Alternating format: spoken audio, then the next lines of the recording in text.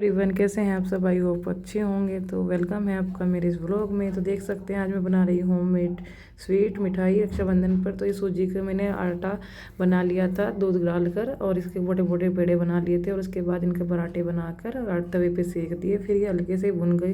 फिर ठंडा करने के बाद मैंने इनका बना लिया एक महीन पेस्ट जो बहुत बारीक, और उसके बाद मैंने घी में इसको भून कर अच्छे से पेस्ट को अच्छे से इसमें जितने जो भी ड्राई फ्रूट मेरे पास थे वे डाल दिए, अलसी के बीज भी डाले थे, और मैंने फिर बना दिए इनके लड्डू। तो देख सकते हैं सूजी के बहुत ही ज़्यादा टेस्टी और हेल्दी लड्डू जो कि बिना मावे के बने हैं। और जब कभी मावा हमारे पास ना हो तो अपने बच्चों को इस तरह के स्वीट बना के दे सकते हैं।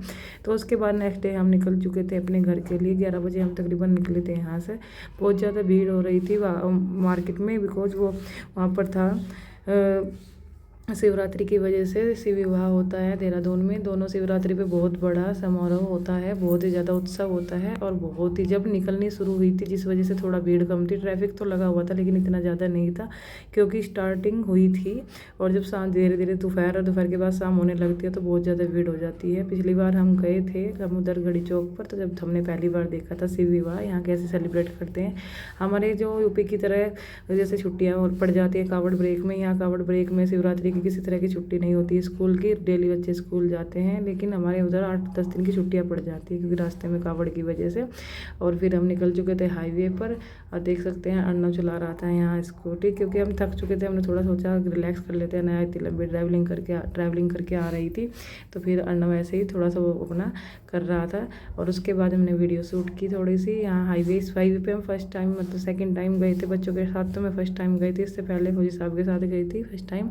ये जो ब्रिज है ये अभी बना है फ्लाईओवर, ये देहरादून टू दिल्ली तक का बना है और बहुत ही अच्छा है। 20 पर से सिर्फ 2 व्हीलर चलते हैं, कुछ ज़्यादा नहीं चलते हैं। 4 व्हीलर तो बिल्कुल अलाउ नहीं है, बस 2 व्हीलर भी कोई लोग जाते हैं जिन्हें पता चल गया कि रास्ता चल चुका है। अभी अभी पूरा तैयार नहीं हुआ, या फिर अभी से अलाउ नहीं किया है गवर्नमेंट ने तो कि कोई यहाँ से जाए। अभी यहाँ पर कोई नहीं जाता है, 4 व्हीलर कुछ नहीं जाता है। हम लोग ही जा रहे थे, बाकी 2 व्हीलर वाले भी आ रहे थे कुछ लोग।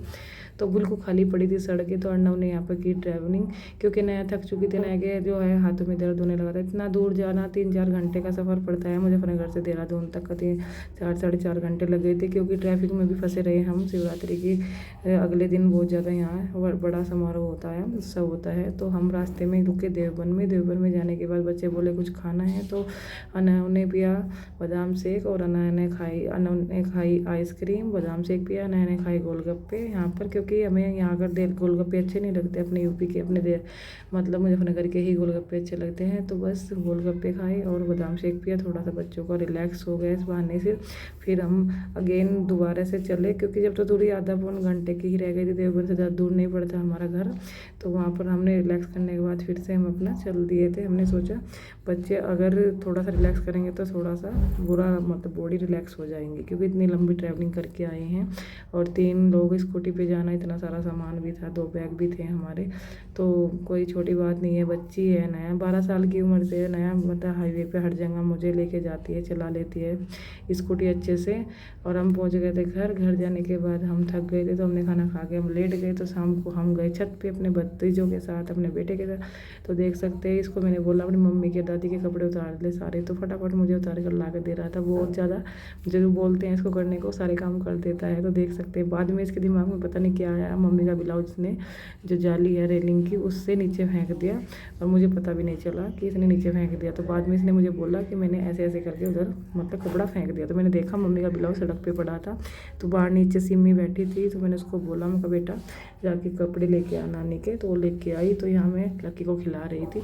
और देख सकते हैं ये जो कपड़े उतार रहा है, मैंने इसको बोला बाकी बचे हुए कपड़े क्योंकि मम्मी को इधर दूसरी साइड दे दे, उसकी मम्मी उधर चूल्हे पर खाना बना रही थी। देखो छत पर अभी जीने में ऐसे चलता है ये, क्योंकि अभी चलना सीखा है तो थोड़ा धीरे धीरे चलता है, अभी 1.5 साल का ही है।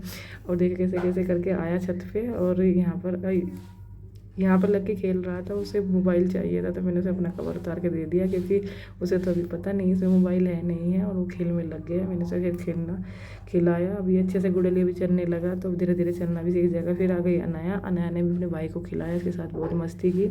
उसके बाद फिर लक्की पूरी छत पर मतलब गुड़ले चलता रहा। देखिए कैसे कैसे ऐसे चलने लगा। पहले जब मैं गई थी जब ये नहीं चलता था, और फिर बाद में हम आ गए नीचे सारे, और जाकर हम बैठ गए। और मम्मी अंजलि बना रही थी खाना, पूजा बना रही थी चूल्हा, देख सकते हैं। तो होममेड पूजा को बहुत अच्छे से आता है, लेकिन ये अच्छा नहीं बना, 2-3 बार टूट भी गया था। फिर से इन्हें दोबारा बनाया और रात को हम सारे छत पर गए, बहुत सारा मतलब हमने पकड़म पकड़ाई खेला, बहुत सारे हो गए थे हम।